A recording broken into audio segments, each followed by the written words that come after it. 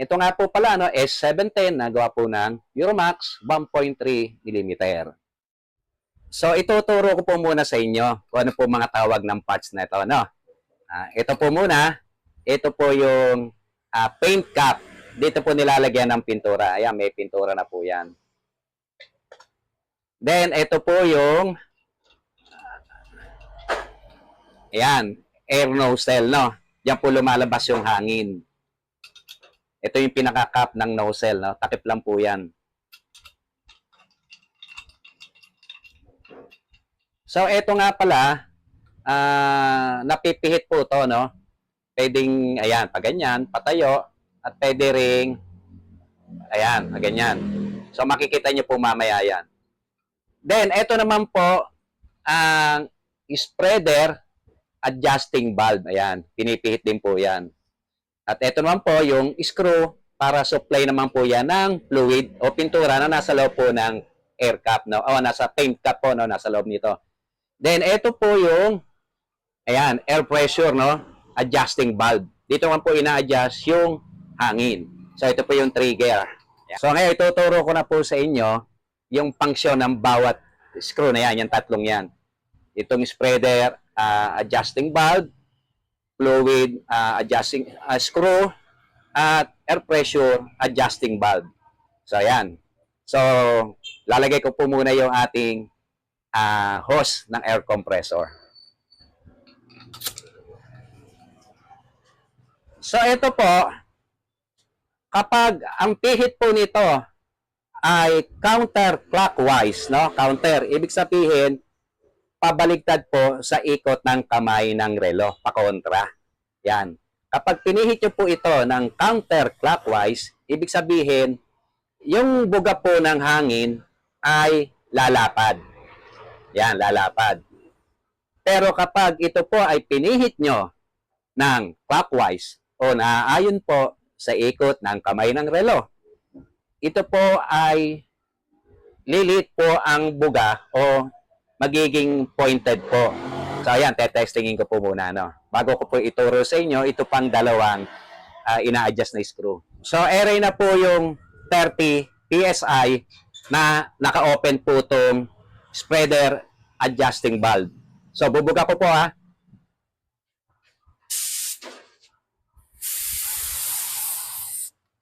So, ayan, kung makikita nyo, malapad po siya. So, ibig sabihin, ito po ay naka-open, no, yung naka-counterclockwise. So, ang gagawin naman po natin ay utik-utik po natin, pipihitin to pa-clockwise. Tignan po natin ang mangyayari sa buga. So, ayan. Sinarado ko po muna, no? Tingnan natin kung may lalabas. So, ayun. Naka-close siya. So, parang gumuhit lang po yung buga niya. So, yun po yung trabaho nito kapag clockwise po yung ating pihit. So, bubuksan po natin ng dalawang pihit. 1, 2. So, medyo lumapad na po, no? So, yun po yung trabaho nito. Mahalaga po ito kapag ang bubugahan po natin ay malapad at ang bubugahan natin ay makitid lamang. So, dito po natin i-adjust. Pero minsan, magtataka po kayo, bakit maputla yung buga, ikumpara dito, kumpara dito. Kasi nga po, nagbabago po ang supply ng fluid niyan at itong hangin. So, ang gagawin nyo, kapag medyo maputla po ang buga, saan po natin maigi, yung supply ng fluid. Ito po yung fluid adjusting screw. Kung gusto nyo na kumapal yung buga ng pintura. Ito po, testing po natin. I-open ko po ito, no? Dahil lalakasan ko po ang konti ang hangin. Ayan. So, ayan, makikita nyo. Gumanda na po yung kulay niya. Then ngayon, kung gusto nyo hinaan ng hangin at gusto nyo palaparin ng buga, to pipihitin ko po ito ng counterclockwise. Para lumapad yung buga, hindi ko na po babaguhin to. Tingnan po natin ang magiging buga niya, no? Lalapad po yan. So, ayan, lumapad na po siya kumpara dito.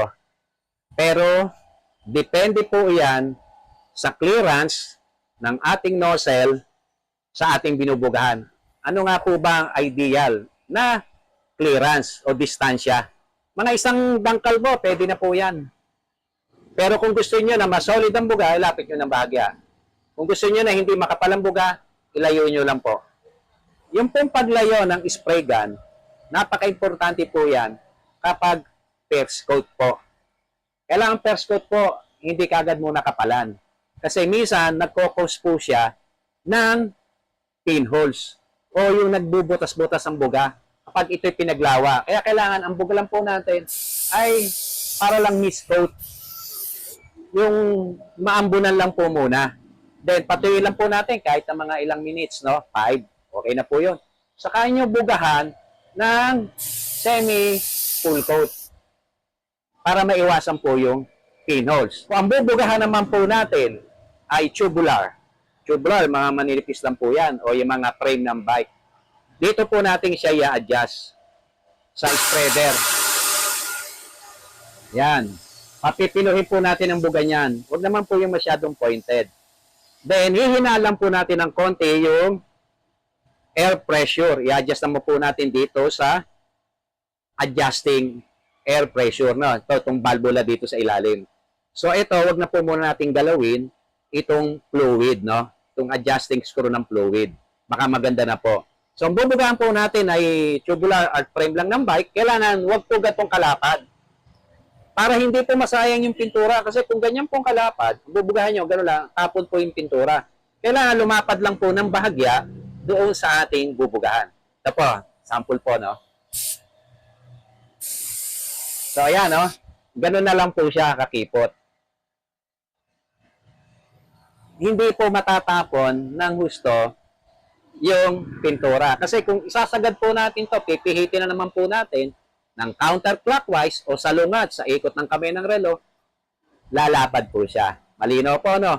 Doon naman po sa air pressure o supply na hangin na inilalabas ng spray gun, sa aking experience po, ang ideal po ay 25 to 30 PSI. Let's say, wala po kayong gauge, no?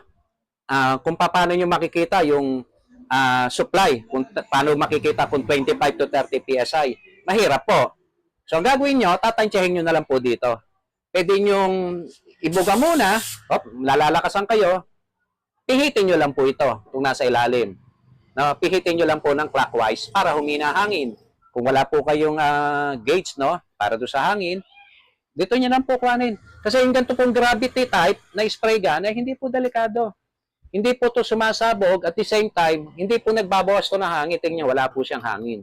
Samantalang yung spray gun na nasa ilalim po yung cap, may limit po ang hangin no, kasi sumasabog po yun at patuloy na lumalabas po yung hangin kahit hindi nyo po pinipisil itong trigger. So yun po ang advantage ng gravity. Kaya halos lahat ng pintura po ngayon ay gantong spray gun na po ang ginagamit. So ito nga po pala. Ito, kung ang buga po natin ay paganto, ayan, kung ang buga po ay horizontal, so gusto nating i-vertical, pihitin lang po natin to para ito pumihit ng, ayan. So magiging vertical na po yan. Pag ganyan naman po ang buga. Ayun, patayo naman po pag ganun. So malinaw po, no? Yan po yung mga sikreto. So kung ibabalik po natin, pihitin po lang natin ulit. Then higpitan lang po natin to.